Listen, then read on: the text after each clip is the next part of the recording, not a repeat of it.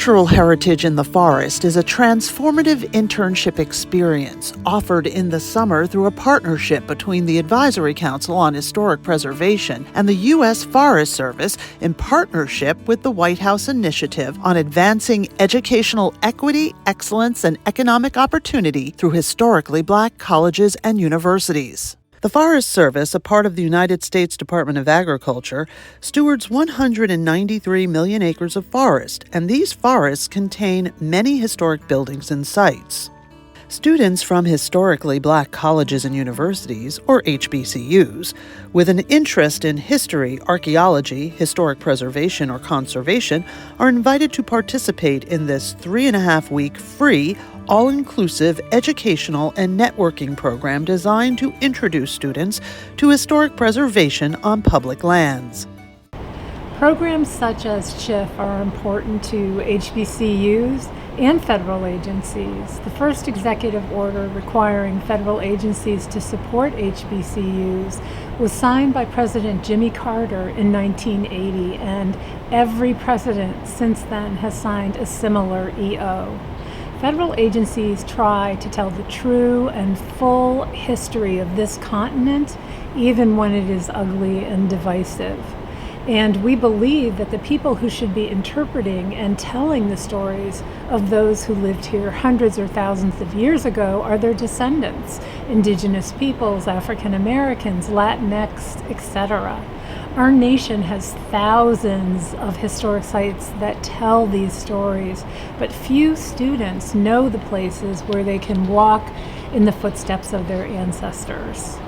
It's so important to provide opportunities for people that of people of color, people of diverse backgrounds, to learn that we even exist in the first place as an agency, and that there's all these opportunities for them to come to work for us, and we would hope that they would. In the summer of 2023, 9 HBCU students from around the country interned through CHIF.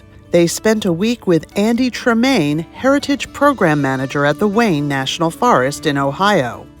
Giving the students that opportunity to know what the real goals of a heritage program is, and like what the day-to-day job is like, I think is really important, so they can understand if maybe, hey, this is the line of work that I also want to get into. It'll give them that leg up to have this introduction and be familiar with the overall kind of goals of the program. The students met with Logan York, the Miami Tribe Tribal Historic Preservation Officer, to learn about how the forest works with the tribe. They cleaned vegetation from the Vesuvius iron furnace, hiked to the Cambria iron furnace deep in the woods, toured the historic Civilian Conservation Corps buildings, and conducted shovel testing at Lake Vesuvius. They also worked at Payne's Crossing. In the morning they cleaned the headstones of the former abolitionists and free blacks who lived in the Payne's Crossing community. That was a really fulfilling experience. And then in the afternoon we hiked out to the Payne's Crossing community, cleaned the entire site, mapped 2 of the houses, and did test pits at 2 of the houses, and found some really amazing items. I feel like I have gained a new perspective of the National Forest Service and the amount of opportunities that they actually offer. Before joining this program, I had no idea that there were so many, that it was that wide range, and so that was very comforting to know. And the connection to nature that I made, and my ancestors, just visiting the iron furnace and the Payne Village Cemetery as well. It was a very enlightening experience for me. The students got to do some networking while in the Wayne National Forest and met with Matthias Wallace, Ironton District Ranger and HBCU grad. I'm someone who looks like them, who started where they are. It just gives hope. I believe that it goes beyond someone or hitting that mark for representation.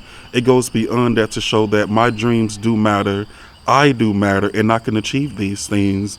And now I have this support system because I just met a big brother today from a different university, and just that shared love, that connection, and just from talking to those individuals in that group setting, and even the one-on-one conversations, I feel that we have made a true impact in just a couple of days of sharing all of these amazing possibilities.